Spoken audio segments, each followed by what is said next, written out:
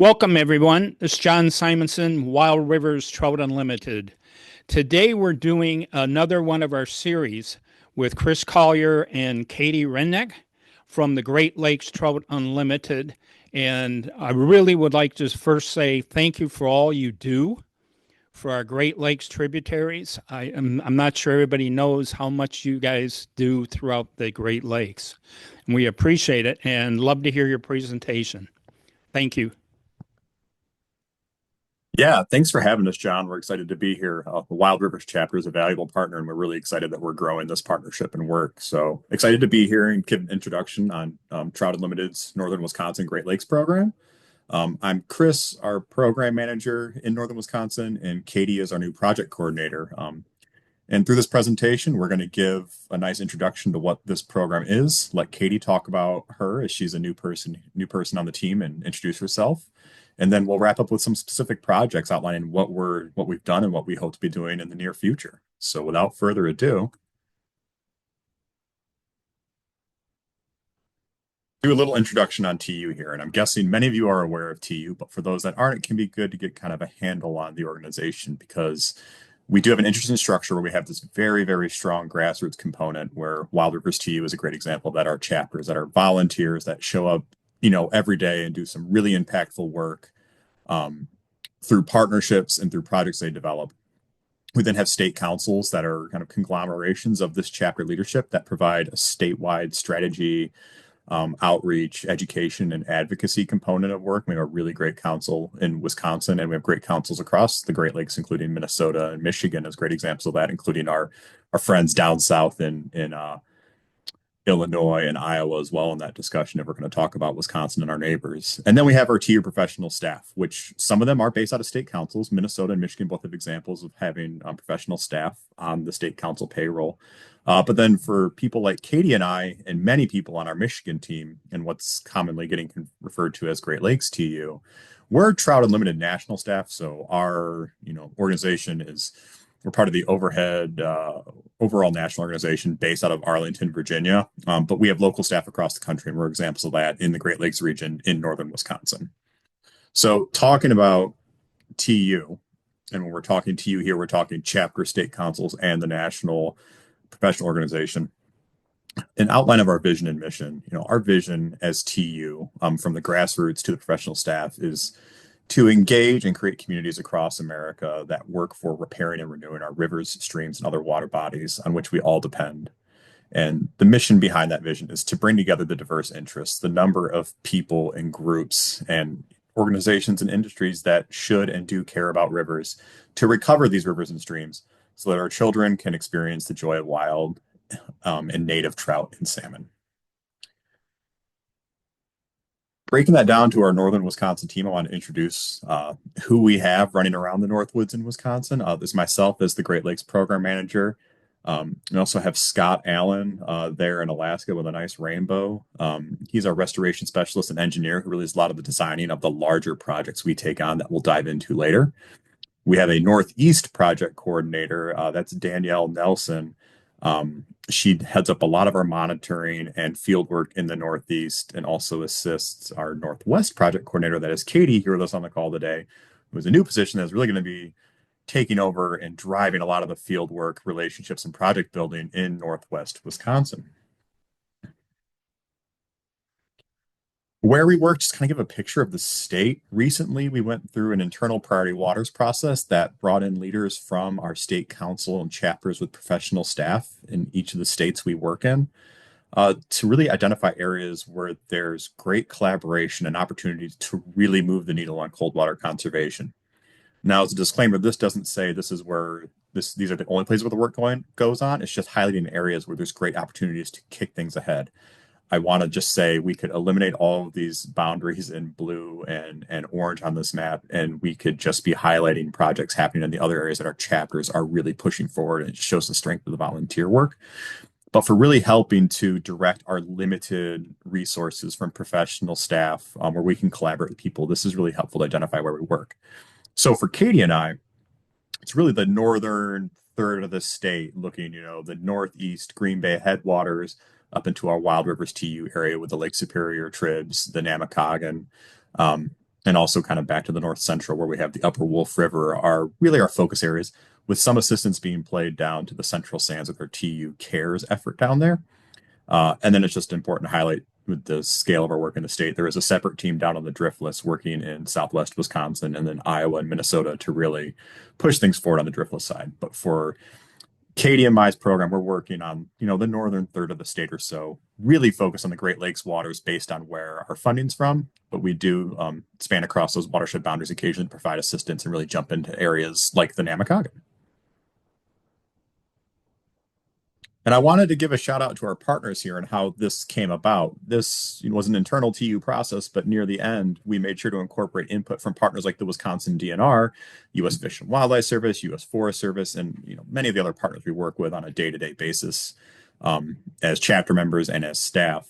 And the recently released Wisconsin DNR brook trout reserves, which is a really cool resource. If people want to look that up, just search Wisconsin brook trout reserves and you'll get a really cool mapping application they've put together.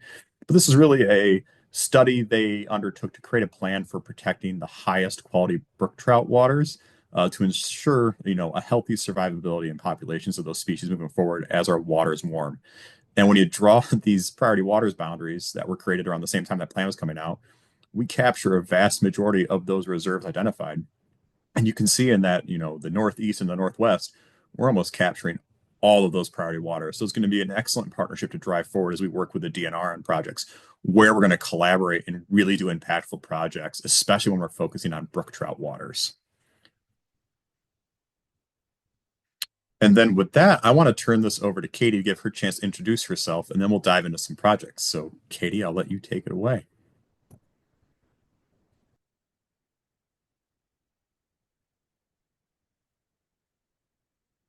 Okay, thanks, Chris. My name is Katti Renik.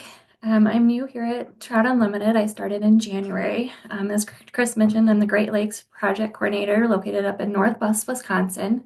A little bit about me. I grew up on a trout hatchery in western Nebraska. I grew up fishing alongside my dad, catfish along the North Platte River, and then he would take me to trips up in Colorado fly fishing. So I really sparked my interest in biology. And then I decided to study fisheries and wildlife biology and management for my college degree. I went and got my undergraduate at the University of Wyoming. After that, after graduation, I took a job up in Alaska at a salmon hatchery.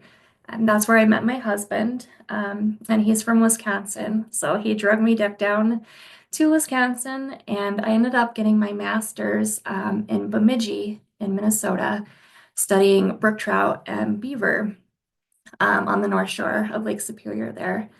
Um, I love being outdoors, hang out with my husband, do a lot of bird hunting, do a lot of ice fishing, a little bit of fly fishing. We have almost a 2-year-old daughter, and we're really excited to share our love of the outdoors with her. We also have 2 dogs, 2 bird dogs. We've got a golden retriever named Liney, and Kugel, he is our English setter. Okay, Chris, next slide, please. So a little bit about my master's thesis on the North Shore. I studied the effect of beaver on brook trout habitat and those tributaries to Lake Superior. So brook trout, as you guys know, are native salmonids in northeastern Minnesota. And since the revival of the beaver population, it raised concerns of their impact on the brook trout habitat in that area. So my project, I focused on streams and beaver ponds. I did 79 stream sites and 21 beaver ponds across the North Shore. You can see my sites there on the slides. I used habitat suitability index models to determine the quality and quantity of suitable brook trout habitat in the streams and beaver pond sites. I also collected macroinvertebrate samples and was able to use a bioenergetics model to calculate brook trout growth availability and mean growth at the stream sites. Results from this study, no significant variables were identified as affecting brook trout habitat or growth rates in the streams. So no beaver effect. that was identified as affecting that brook trout habitat.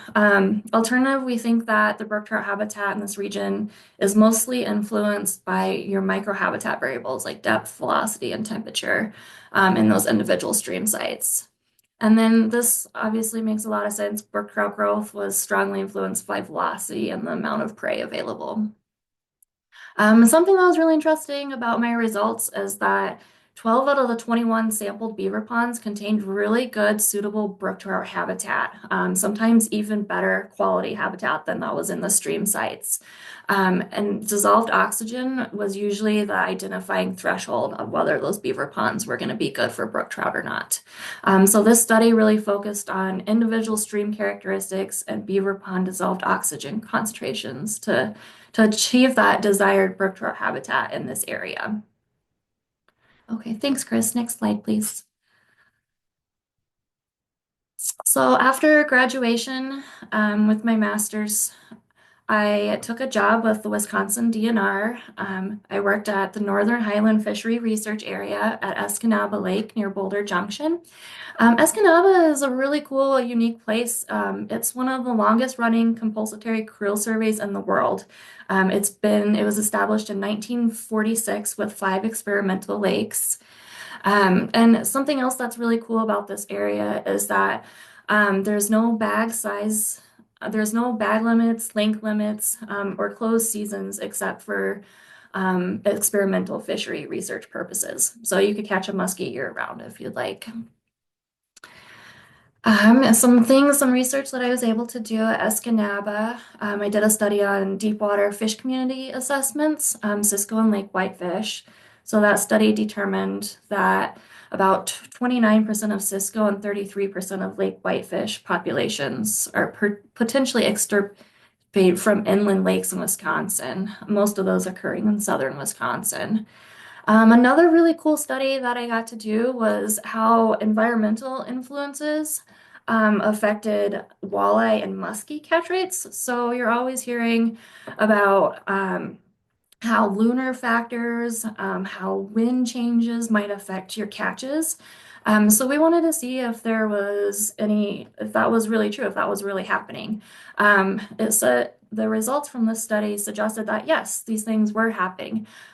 Fishing success for both muskie and walleye were most strongly influenced by angler-related variables. So obviously, if you use live bait and you have a guide, you're going to catch more fish. Environmental factors, though, associated with higher walleye catches included lower light intensity, lower air temperatures, and a gibbous and full moon also increased your chances of catching a walleye out on Escanaba Lake. Increased chances of catching a muskie on Escanaba were influenced by your light metrics and increased air temperature, and lunar variables such as position and phase as well. So fisheries has just given me so many amazing different adventures and memories, and I'm really, really excited to be continuing my career as a project coordinator for Trout Unlimited. I'm really thrilled to be a part of this team, contributing to the mission of conserving and restoring the cold water fisheries in the Great Lakes area, and I'm looking forward to meeting many of you. Thanks, Chris. All right. And I will echo that we are equally as excited to have Katti on board, have somebody that can actually finally be based in the northwest part of the state and bring the experience she has to our team and to the region. So I'm really excited to see what she's doing over the next few years as this program continues to develop. And speaking of a program developing, now I want to touch a little more on the specific type of projects we've done, including some project examples.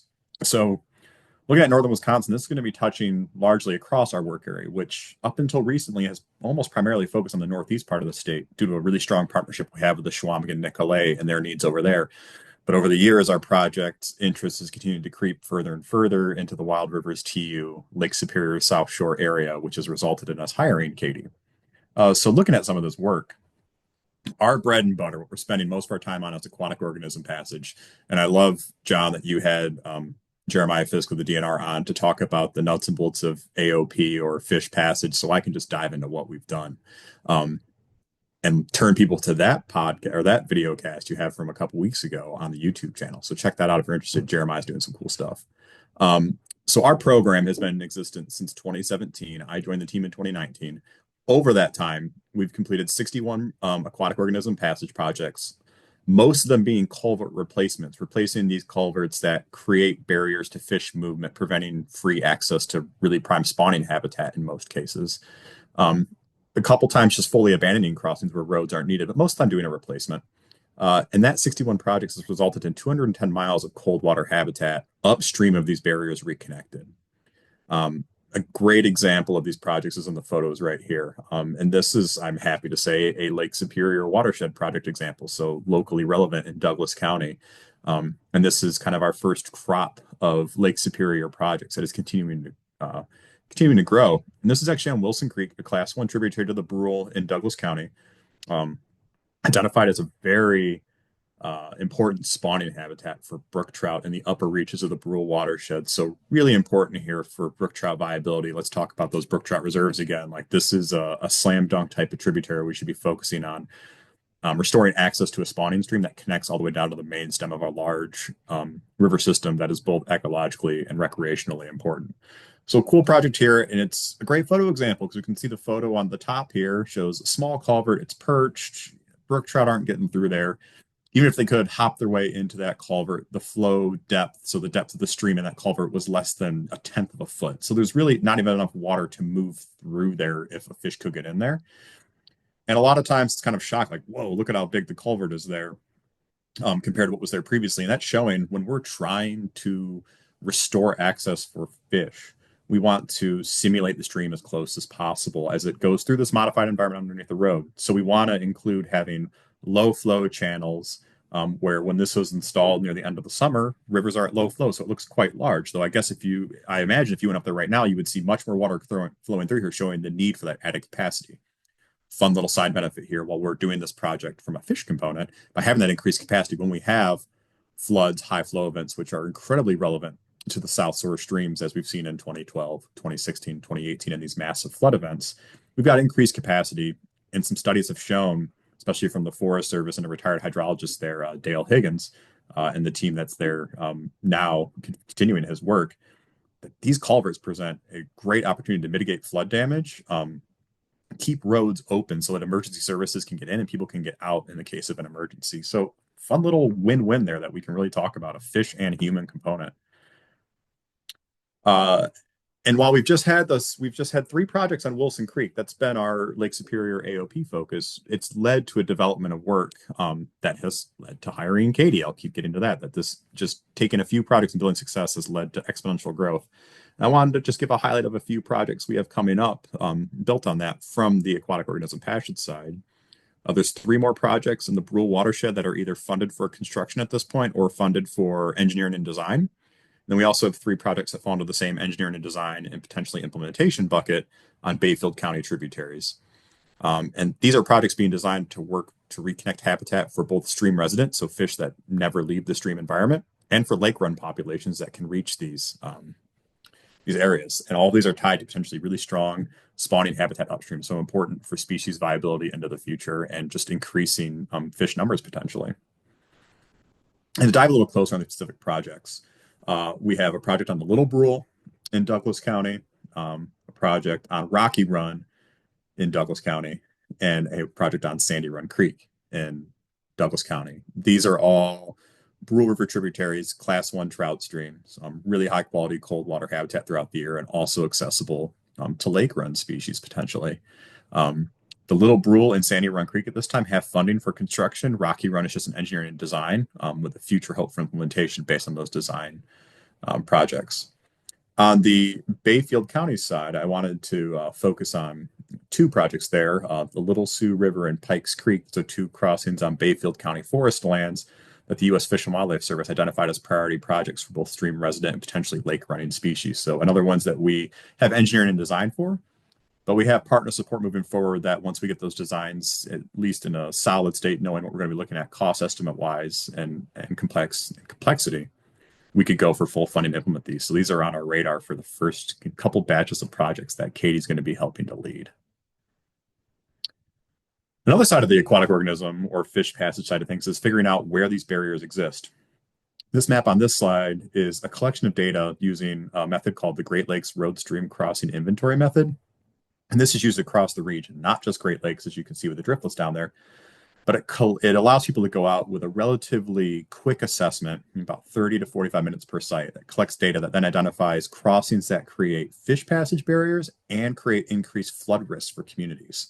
So we've been hard at work since 2020 with this updated version of it. It first rolled out in 2011. We updated it in 2020 to include more of a flood impact component to complement the fish passage side of things.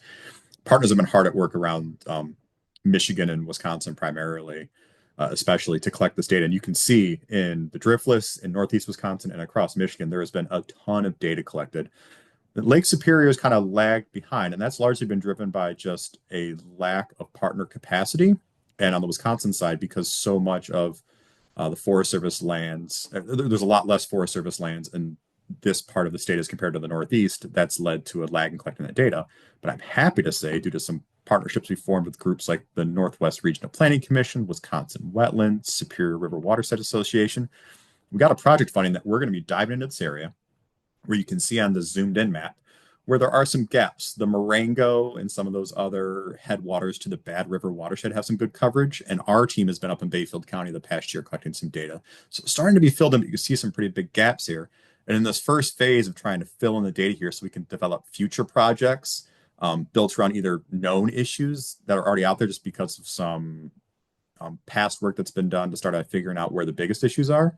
Also identifying where we can find collections of potential projects moving forward.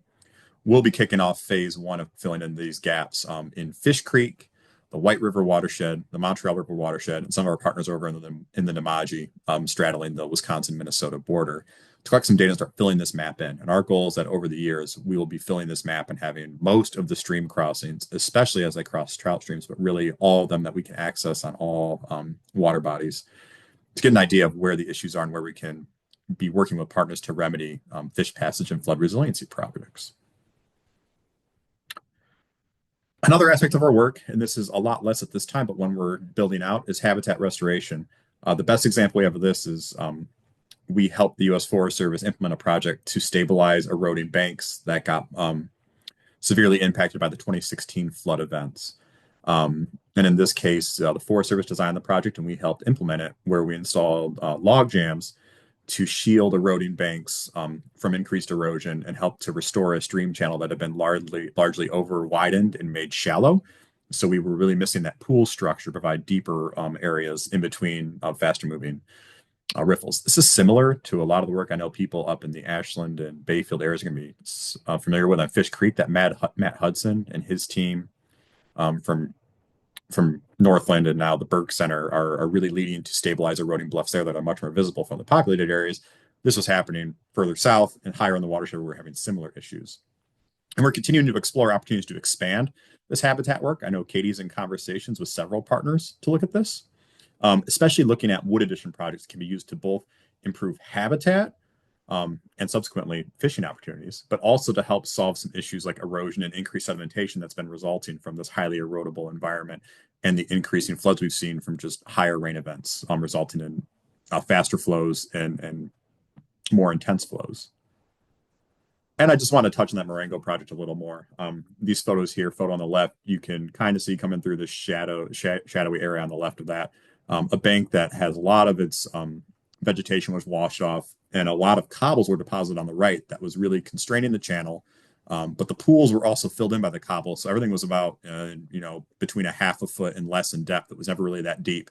And the water was moving real fast. It was being pushed up against that eroding bank and just kicking sediment into the river. So not good for, a high quality trout stream. On the right here, we can show this is right after construction. We engineered and constructed these log jams that were helping to push the water off of that bank as it got revegetated. And on the right-hand side, it's hard to see in this photo, but we smoothed out that floodplain bar that was coming out so that water could more easily get on it at high flows. And that would help to slow down that erosive force of water by letting it expand out and move over this floodplain area rather than be kept in the stream and pushed up against that eroding bank. This was one of two sites we addressed. And the second site is here, a much higher, steeper bank, but kind of the same idea. These gravel bars on the left, cobble bars, got deposited. They were really forcing flows up onto the eroding bank rather than onto what would have been the floodplain. And the material that moved filled in a lot of the pool structure. So once again, we were looking at water depths of a foot or less everywhere, never really having those deeper pools. Once we got through construction here, another series of log jams were created to help keep flows from eating away at this bank and dumping more sediment into the river. Also providing great habitat underneath them. If you're going to fish here, float a fly or take a spinner underneath there. That's where you're going to find them. We also restored riffle and pool sequences there to get that depth back. And we made these floodplain banks more accessible to flows like we did upstream, kind of bringing back that natural. This is based on a reference reach. We were modeling this on an area that wasn't as impacted by the floods on the Marengo to really allow flows get up, deposit sediment in the floodplain, not in the river, and take that erosive force down. Another thing, I think this has been really cool and a great success we can really share with Wild Rivers TU is our volunteer events. Our chapters are already rock stars at this. And through some support that past president Kevin Seafeld here is showing off, as Bell's Brewing has given us a series of small grants that we've helped fund tree plantings at the Marengo and in the White River fishery area. So, of course, we have Bell's join us on these things in the form of Two Hearted, getting our great fish beer can art on these restoration sites, but they've helped pay for trees to reforest these areas, those banks that have been eroded, or areas of the forest where we just have poor regeneration of the next generation of trees, and wanting to get that kick-started to help establish that next succession of trees as the forest continues to grow, to make sure that we have a healthy forest structure. And what we're really doing here is, we're partnering with organizations like Wild Rivers, obviously, but also with the DNR, with Superior Rivers Waterside Association. We helped with the planting that the Friends of the North Pike Creek wetlands did up in Bayfield County last year, and we're also looking at partnerships with Friends of the Lincoln Community Forest and Landmark Conservancy for more work on the Marengo. There's so many great organizations and so many fun opportunities that we're looking at opportunities to get involved in volunteer events, whether it's helping to rally the troops, advertising on social media, or even finding ways to bring funding to help buy trees or other materials for projects. So always excited to develop more of these and get involved with the awesome organizations that have been doing work up here for decades. Last project I want to talk on, this is new. There's been a renewed effort in figuring out coaster brook trout across Lake Superior. Minnesota has been just the leader in this work, and Michigan and Wisconsin are trying to catch up, especially with a jolt of interest from groups like TU and the U.S. Fish and Wildlife Service and tribal groups in Wisconsin, talking the Red Cliff Band of Lake Superior, Chippewa. They've been stocking coasters and really trying to figure out where these fish are going and where we can be doing restoration opportunities to enhance natural reproduction and bring these fish back, at least in some capacity. So we're trying to launch a citizen science volunteer effort from our angling community to identify where these fish are trying to go. And this will partner with those renewed efforts from tribal, state, federal, and nonprofits like Trout Unlimited to identify and implement fish passage and habitat work that can restore and reconnect habitat, so that when we figure out where these fish are trying to go, that they're accessing areas that are going to support natural reproduction. Citizen science is great. Minnesota is a great example of using this with coasters, with Minnesota Steelheaders and TU and other groups to successfully restore coaster opportunities. And while this is new, we're trying to kick it off. We have a monitoring and field leader in Michigan, Jake Lemon, who's heading this up. But reach out to Katti. Her contact info is going to be on the next slide, and we can get you connected with the right people to get this angler action out there and get people involved in trying to restore, an iconic life history of brook trout.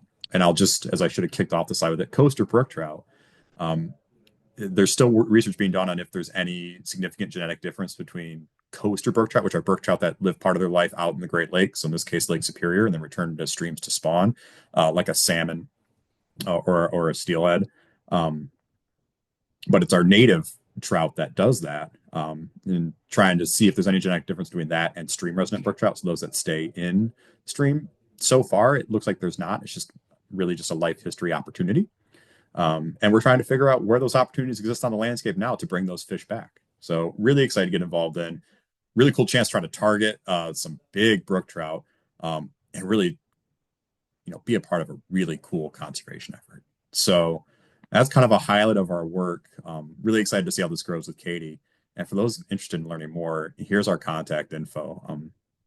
Feel free to email either of us happy to get involved in talk shop and opportunities to work with TU, whether that's getting you connected with chapter leadership or finding ways to plug in with our partners or national programming.